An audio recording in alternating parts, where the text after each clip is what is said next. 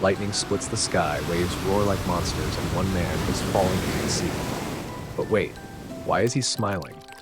This is no accident. This is Jonah's choice, and it's about to change everything. Let's go back. Who is Jonah? A prophet, a messenger, a man with a mission. He tried to refuse. One day God spoke clearly, "Go to Nineveh, warn them, their wickedness has reached me." Jonah didn't want to go. Nineveh, they don't deserve mercy. He didn't argue, he just ran.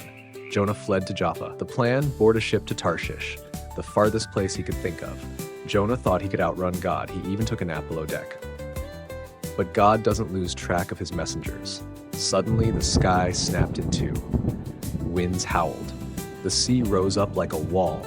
The sailors panicked. They cried to their gods. They tossed cargo. They shouted. Nothing worked. The captain found Jonah asleep.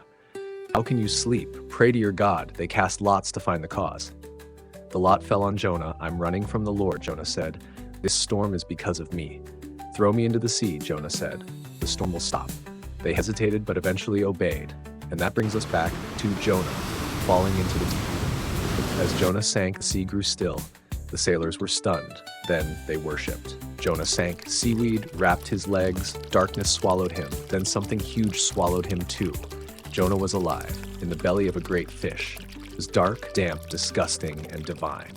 From the depths I cried out, "Lord," and you heard me. You cast me into the sea, but I remember you. In darkness, Jonah found light. 3 days passed. Jonah waited, humbled, changed. Then God spoke again, this time to the fish. It obeyed instantly. The fish spit Jonah onto dry land. Jonah flopped onto the beach like a soggy burrito. Then came the voice again, "Go to Nineveh."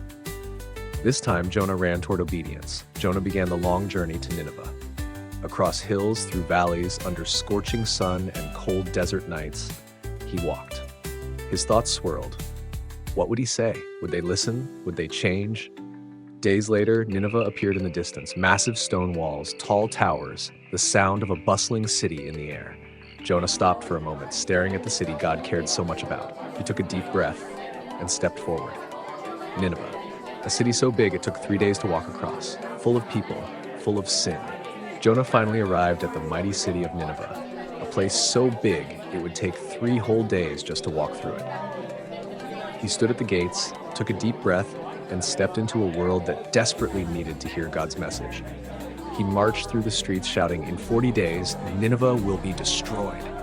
His voice echoed through the alleys and markets. Some laughed, some froze, some just listened in stunned silence. Words spread like wildfire. People dropped what they were doing. They tore their clothes, cried out, and began to pray. Even the toughest warriors and richest merchants were shaken by Jonah's warning. The message reached the palace gates. The king of Nineveh heard Jonah's words and didn't hesitate. He stood from his throne, took off his royal robe, and humbled himself before God. Then he made a bold decree. Everyone must fast, pray, and turn from evil. All across Nineveh, hearts began to change. People fell to their knees in the streets.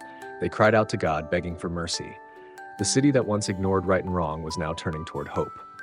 The king made it official. A royal decree was sent across the land. Let everyone fast, let everyone pray, let us turn from our evil ways. Who knows, maybe God will forgive us.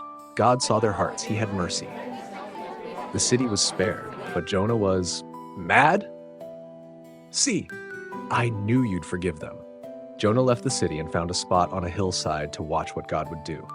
He was still hoping for fire and judgment, but God had other plans. When God didn't destroy Nineveh, Jonah got angry. "I knew you were merciful, God. That's why I ran away," he complained.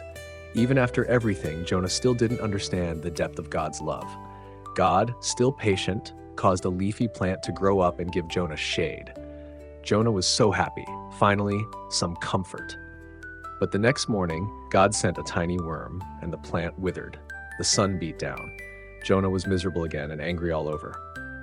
In the silence, Jonah finally understood. Mercy wasn't just for good people, it was for everyone. Jonah's story didn't end in a fish, it ended in a city saved. And a man changed. Is there something God's asking you to do? Don't run. Trust him, even when it's hard. Jonah's story isn't just about a big fish, it's about a big God with a heart full of mercy. We learn that we can't run from God's plan. He gives second chances. He hears our prayers. God's mercy is for everyone, even those we might not expect. And He wants us to care about others more than our own comfort. So when God calls, let's listen and obey. His plans always lead to something greater. What would you do if God asked you something hard?